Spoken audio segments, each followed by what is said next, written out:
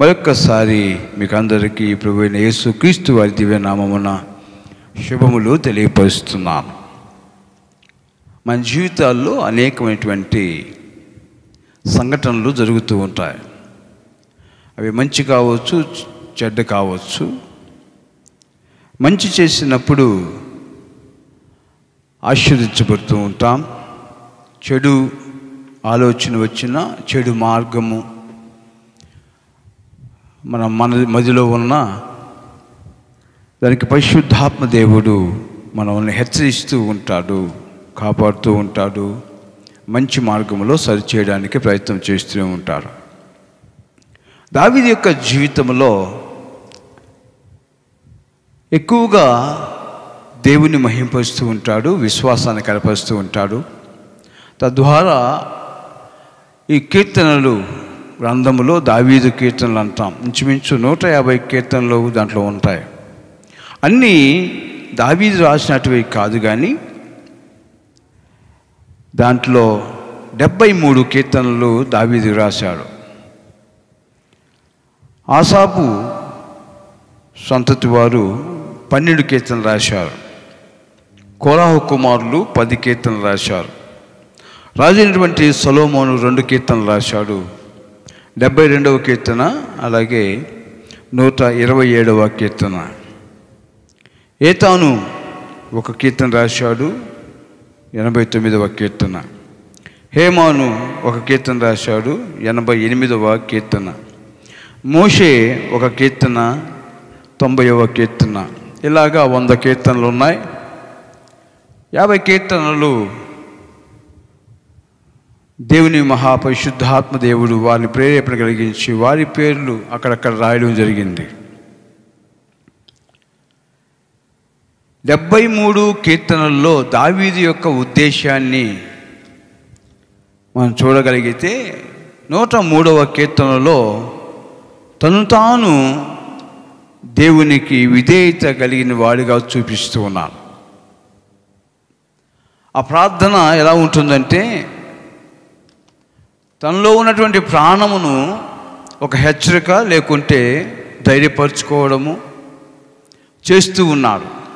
నా ప్రాణమా యెహోవాను సన్నుతించుము, నా అంతరంగములో ఉన్న సమస్తమా ఆయన పరిశుద్ధ నామమును సన్నుతించుము. నా ప్రాణమా యెహోవాను సన్నుతించుము, ఆయన చేసిన ఉపకారంలో దేనిని మరువకము. ఆయన నీ దోషములన్నింటినీ క్షమించువాడు, నీ సంకటములన్నింటినీ కుదుర్చువాడు. దావీదు జీవితంలో 2 ప్రాణాంతకమైనటువంటి సంఘటనలు జరిగాయి. ఒకటి, దావీదు గొర్రెలు కాచుకుంటూ ఉంటున్నప్పుడు తన మందలో చేరి గొర్రెలను ఎత్తుకెళ్ళడానికి వచ్చినటువంటి సింహం దాని దవడలో పట్టుకొని చీల్చి దాన్ని చంపివేశాడు. అలాగే ఎలుగుబంటు తన మంద మీదకి దాడి చేస్తుండగా బలము దేవుడిచ్చాడు.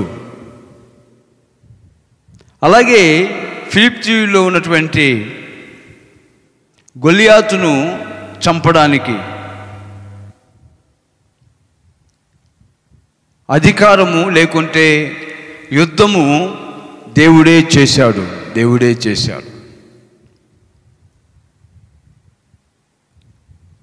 ఈ 2 సంఘటనల్లో దేవుని యొక్క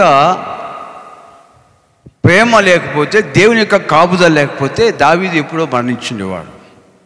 అందుకనే తన జీవితంలో ఎప్పుడూ కూడా దేవుడు చేసిన మేలును మరువక, తను ఎందుకనో ప్రతి విషయంలోనూ దేవునికి లోబడుతూ దేవుని యొక్క ఉద్దేశమును నెరవేర్చుకునే వాడుగా ఆయన ఉంటూ ఉన్నాడు. దావీదు జీవితంలో రాజుగా ఉన్నప్పుడు తన పాత జీవితాన్ని ఎక్కడున్నాడు, ఎక్కడికి తీసుకొచ్చాడు దేవుడు. కేవలము స్తుతించడము, దేవుని మీద ఆధారపడము, మనస్సాక్షి గద్దించినప్పుడు లోబడ్డము. దావీదు దేవుని మీద ఎంతగా ఆనుకున్నాడో ప్రతి విషయంలో కూడా. అందుకనే ఆ మాట ధైర్యంగా చెప్పగలిగాడు, నా ప్రాణమా యెహోవాని సన్నుతించుము.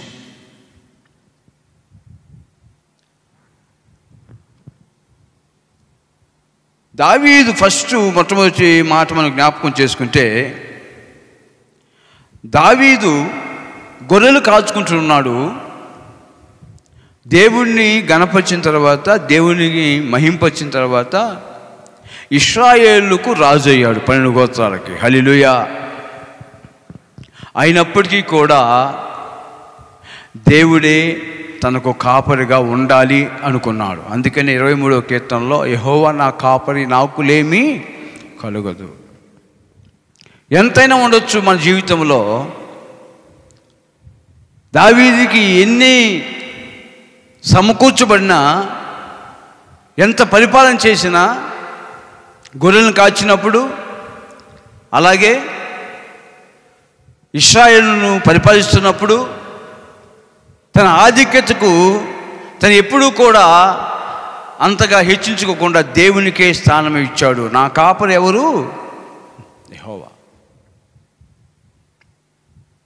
మనం ఒకసారి జ్ఞాపకం చేసుకో, మన జీవితంలో దేవుడు ఎంతగా ఎదిగింప చేసినా, ఎంత హోదా ఇచ్చినా మనం దేవుణ్ణి మర్చిపోకూడదు.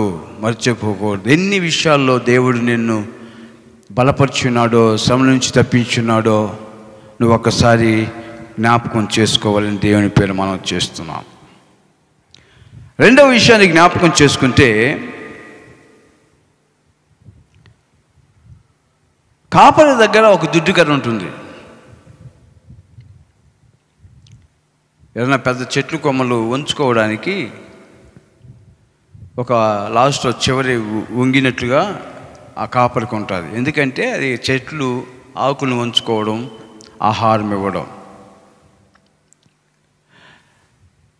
తన జీవితంలో ఆ దుడ్డుకర్ర, ఆ అపాయము, ఏదైనా ప్రమాదం వచ్చినప్పుడు, అలాగే ఆహారం అందించేటప్పుడు సహాయము. అందుకని చిన్న కరపత్రికల్లో పైనుండి సహాయము అనేటువంటి ఒక గాస్పుల్ చిన్న పత్రిక, చిన్న పుస్తకం కూడా సువార్తికులు అందిస్తూ ఉంటారు. పైనుండి సహాయం. దుడ్డుకర్ర, ఒక గొర్రె కాపరి గొర్రెను కింద కొండ నుంచి పడిపోతున్నప్పుడు లాగడానికి గుర్తు. ఇశ్రాయేలుకు ఎక్కడి నుంచి వచ్చినా, ఏ స్థితిలో ఉన్నా దేవుణ్ణి మరిచిపోలేనటువంటి, తను ఎప్పుడు కూడా తను హెచ్చరిక చేసుకుంటూ ఉంటాడు. తాను తగ్గించుకుంటూ ఉంటాడు దేవుని దగ్గర. నాకెన్ని అధికారం ఉండొచ్చు, కానీ నా దుడ్డుకర్ర, నా దండము నీవే. అంతేకాదు దేవుని యొక్క బిడ్డలారా, దావీదుకి ఒక మంచి జీవితాన్ని ఇచ్చాడు దేవుడు. జీరాడే వస్తువులు ధరించుకునేటువంటి గొప్ప భాగ్యాన్ని దావీదుకి ఇచ్చాడు. గొప్ప భాగ్యాన్ని దావీదుకి ఇస్తే, దావీదు ఏమనుకున్నాడంటే దేవునికి బిడ్డలారా, అయ్యా ఎంత కాదు కానీ ఇదంతా నీ కృప. దేవునికి ఆధిపత్యం ఇస్తూ దేవునికి లోబడినటువంటి ఒక గొప్ప విశ్వాస మార్గాన్ని చూపించాడు.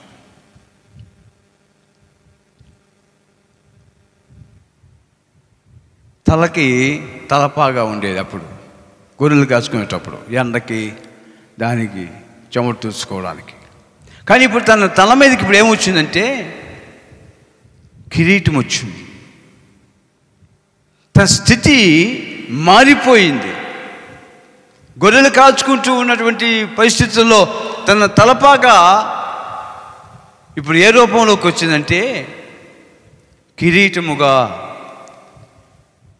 బంగారపు కిరీటము. ఈరోజు విశ్వాసములో ఉన్నటువంటి మనకు కూడా 7 కిరీటాలు ఉన్నాయి. తెలుసా? ఎన్ని ఉన్నాయి? 7 కిరీటాలు ఉన్నాయి. వాటిని జయించడానికి దేవుడు మనకు ఎక్కువ అవకాశాలు ఇస్తున్నాడు.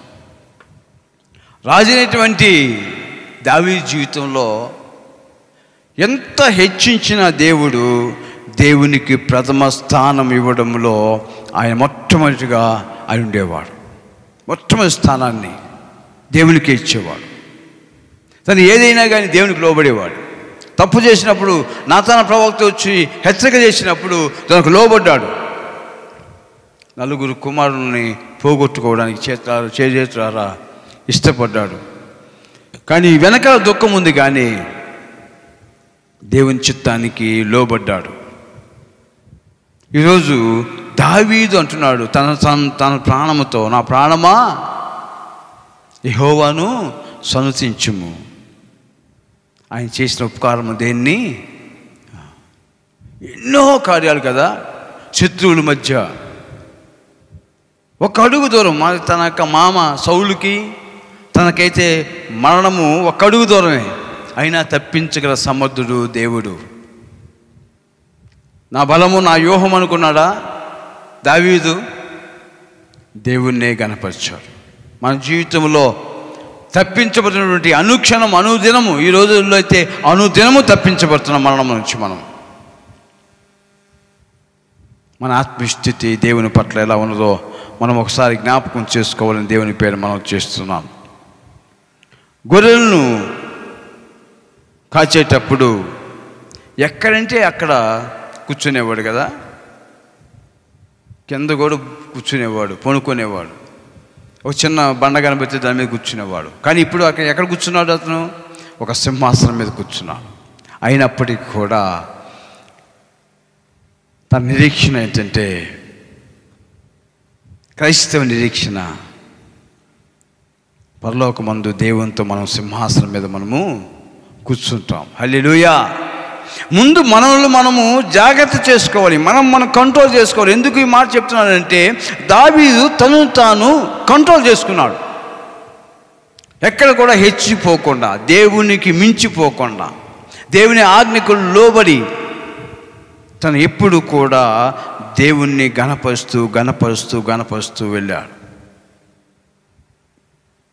తన జీవితంలో ఏ లోటు లేకుండా సమృద్ధిగా ఉన్నది అని అంటే, లేకుంటే సమస్య వచ్చినప్పుడు దాని పరిష్కారమును కలిగి ఉన్నాడంటే, యుద్ధం వచ్చినప్పుడు ఆ యుద్ధం నుంచి మరి గెలుపులోకి వెళ్ళాడంటే, ప్రతి విషయమును దేవుణ్ణి గణపరిచేవాడు, దేవునికి ముందు పీఠమును వేసేవాడు.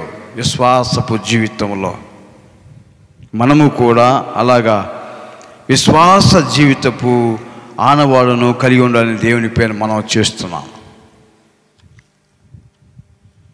ఒకసారి జ్ఞాపకం చేసుకుందాం. ఎఫెసీయులకు రాసిన పత్రిక 5వ అధ్యాయము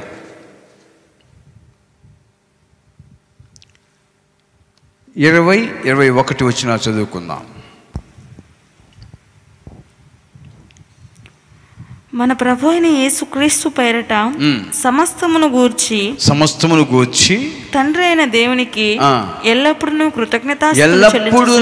కృతజ్ఞతాస్తుతులు చెల్లించుచు క్రీస్తు నందలి భయముతో ఒకరినొకడు లోబడి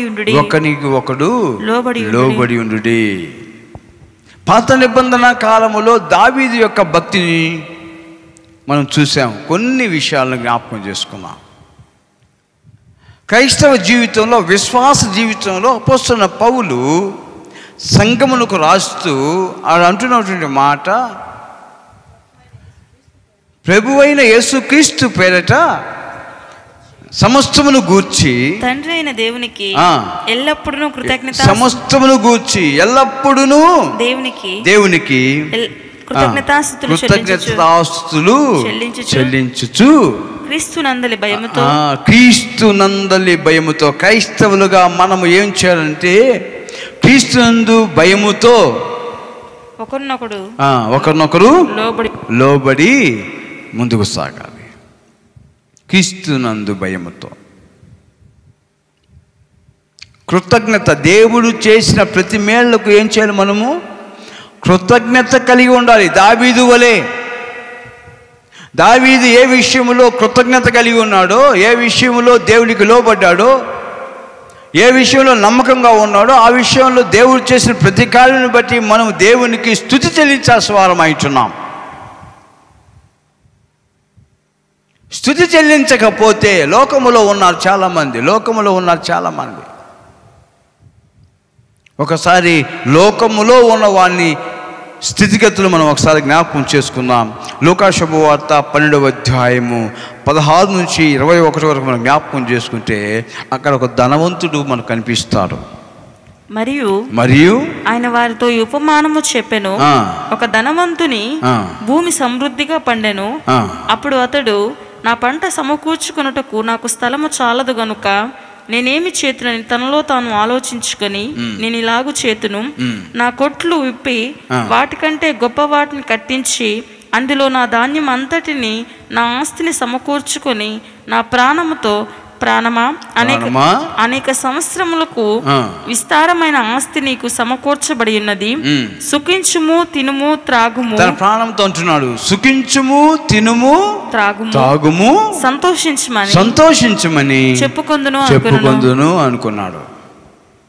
లోకములో దేవుడు ఏమి చేసినా దేవునికి స్తుతి చెల్లించకపోతే, దేవునికి కృతజ్ఞత చూపించకపోతే తను తాను అనుకుంటున్నాడు, నా ప్రాణమా తినుము, తాగుము, సుఖించుము, ఆనందించు. ఇది ఎవరి పట్ల వచ్చింది, ఎవరి యొక్క కృప ద్వారా వచ్చింది అనేది మర్చిపోయాడు. వ్యక్తిగతంగా దేవునికి స్తుతి చెల్లించకుండా జీవించాలనుకున్నాడు. ఆ రాత్రి దేవుని స్వరం వినిపించింది, వెర్రివాడా, ఈ రాత్రి నీ ప్రాణమును అడుగుచున్నాడు. ఎప్పుడైతే దేవునికి విలువమో, దేవునికి స్తుతి చెల్లించమో, దేవునికి కృతజ్ఞత కలిగి ఉండమో, దేవుని ఆశీర్వాదం మన మీదకి రాదు. ఈరోజు దావీదుని మనం చూస్తున్నాం. దావీదు యొక్క జీవితంలో తను ఎక్కడి నుంచి వచ్చినా, ఏ స్థితిలో ఉన్నా కానీ అని అంటున్న మాట ఒకటే, నా ప్రాణమా యెహోవాను ద హానర్. నువ్వు దేవునికి లోబడు.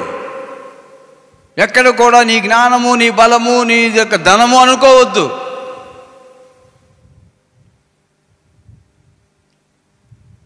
నీది ఏం కాదు.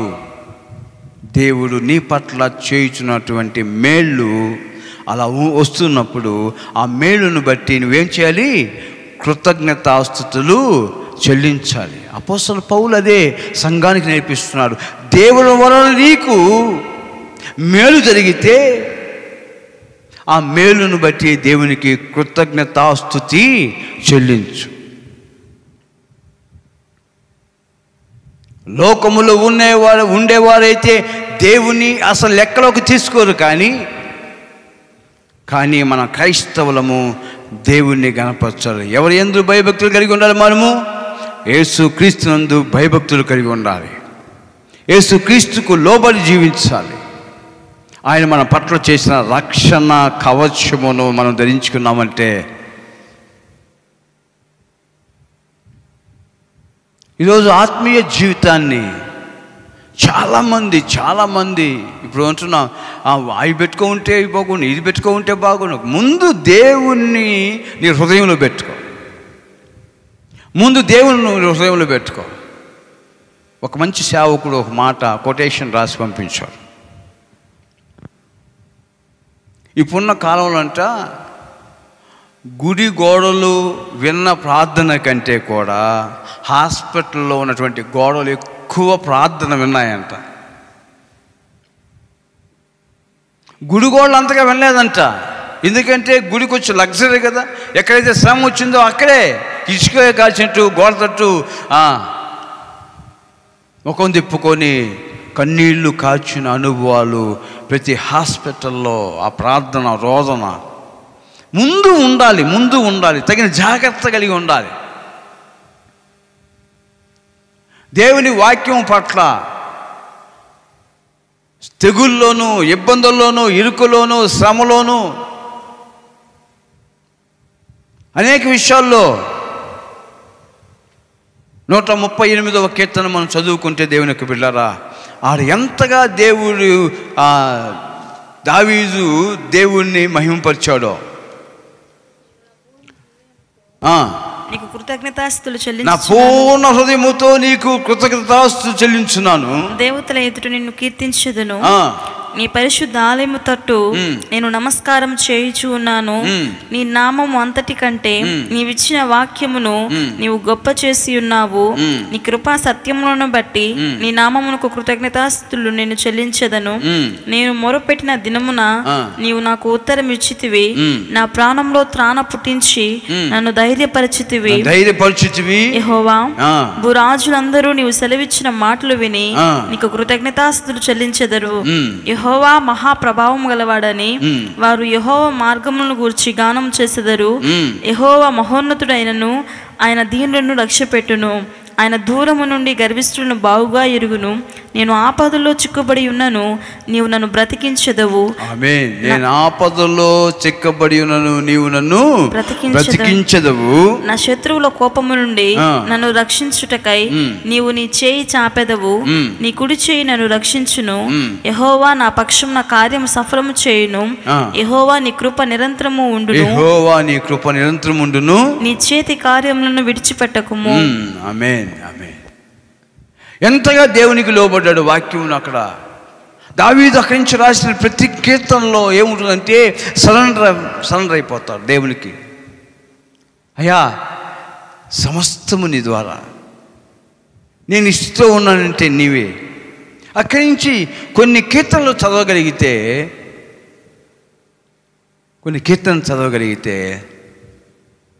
ఆపద వచ్చినప్పుడు కాదు, ఆపదకు ముందే దేవుని వెతకాలి.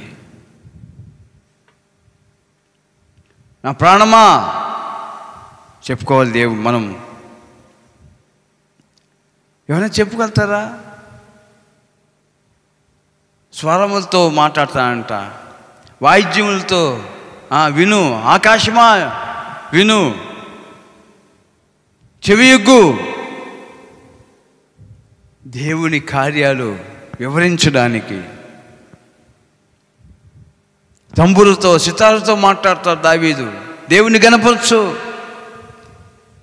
10 తంతుల సితారా దేవుని గణపరచు, మోగు తాళములారా గంభీర ధ్వని చేయండి. ఎవరు చెప్పగలుగుతారు ఇలాగా? ఎవరు అంత విశ్వాసముతో వాయిద్యములతో మాట్లాడగలుగుతారా? భక్తితో మాట్లాడగలుగుతారా? పరిస్థితులను బట్టి మాట్లాడగలుగుతారా? అంటే దావీదు మాట్లాడాడు కాబట్టి దేవుడు అంతగా హెచ్చించాడు దావీదుని. ఈరోజు మన ఆత్మీయ స్థితిలో ప్రతిదానికి దేవునికి కృతజ్ఞతాస్తుతి చెల్లించాలి. ప్రతి విషయములోనూ తెస్సలోనిక సంఘానికి అపోస్తలుడైన పౌలు రాస్తూ 6వ అధ్యాయము 16 నుంచి 18 వరకు చదువుకున్నాం. మొదటి తెస్సలోనికలు రాసిన పత్రిక 5వ అధ్యాయము 16 నుంచి 18 వరకు.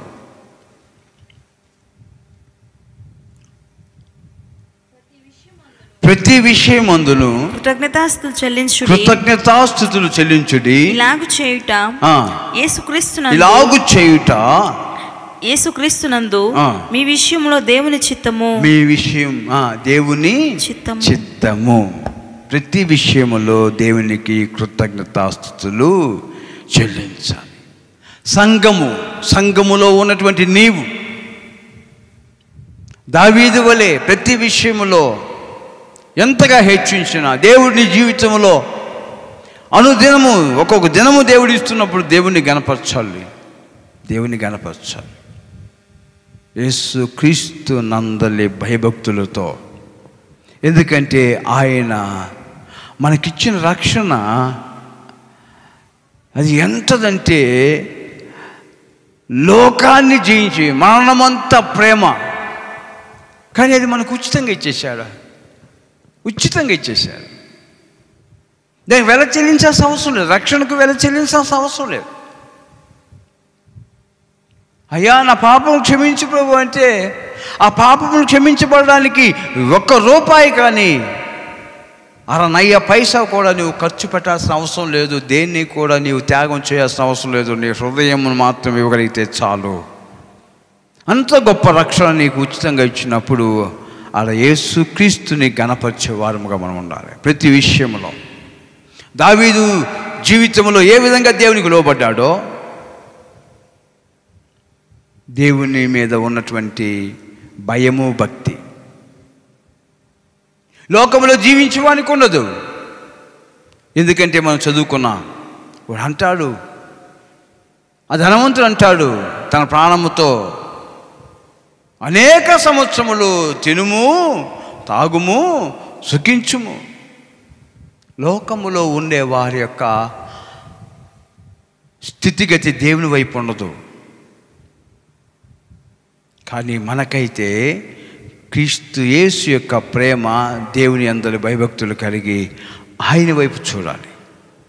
యెహోవా నా కాపరి, నాకులేమీ కలుగదు. ఎంత వచ్చినా, ఎంత స్థితికి వచ్చినా కానీ ఈరోజు మనము సంఘముగా కూడి ఉన్నాం కాబట్టి ఎఫెసీ సంఘానికి చెప్పినా అదే చెప్పాడు అపోస్తలుడైన పౌలు. తెస్సలోనికే సంఘానికి చెప్పినా అదే చెప్పాడు. ఏంటంటే దేవునికి కృతజ్ఞతాస్తుతులు చెల్లించండి. వ్యక్తిగతంగా నీ మనస్ఫూర్తిగా, మనస్సాక్షి నిన్ను బలపరచు విధముగా దేవునికి లోబడి దేవుని వైపు చూడండి. తీర్మానం చేసుకుందామా? దేవుడు మనకిచ్చినటువంటి రక్షణను బట్టి ఒక్కసారి హృదయాన్ని దేవునికి ఇవ్వండి. ఒక్కసారి యేసయ్యా నీ యందు నేను భయభక్తులు కలిగి ఉన్నాను తండ్రి. దావీదు వలె ఎంత హెచ్చించినా అనుదినము ప్రభువైన పోషించే దేవుడు నీవని మేము గుర్తెరుగుతున్నాం. ఈ దినము ప్రభువా, లోకములో ఉన్న వారి క్రియలు మా వెంట ఉండకుండా సంఘము యొక్క క్రమం బట్టి ప్రభువా మేము ముందుకు సాగడానికి నా ప్రాణమా యెహోవాను స్తుతించు. ఆయనకి మాత్రమే మహిమ ఘనత ప్రభావాలు చెల్లించే విధముగా నీ హృదయాన్ని దేవునికి అర్పించు. నీ కోసం నేను ప్రార్థన చేస్తున్నాను. మిక్కిలిగా ప్రేమించడం మా పరలోకపు తండ్రి, నీకు వందనాలు నాయన. ఈరోజు ప్రభువా చక్కగా దావీదు యొక్క జీవితంలో ఎంతగా హెచ్చించినా, ఎంత తగ్గింపో నాయన, అటు కృపణ ప్రభు మా సంఘానికి నేటి మీద దయచేయండి. లోకములో ఉన్న వారికైతే ప్రభు నీ ప్రేమ తెలియదు, నీ కాపుదల తెలియదు, నీ సంరక్షణ తెలియదు. కానీ దేవుడు ప్రభు నేను ఎరిగిన వారముగా, రక్షణ ఎరిగిన వారముగా మేము నీ బిడ్డలమైనటువంటి మేము విశ్వాసంలో ముందుకు సాగడానికి, ప్రతి విషయంలో కృతజ్ఞతాస్తుతులు చెల్లించడానికి సహాయం చేసి బలపరచమని యేసు నామమున ప్రార్థన చేసి వేడుకుంటున్నాం తండ్రి. ఆమేన్.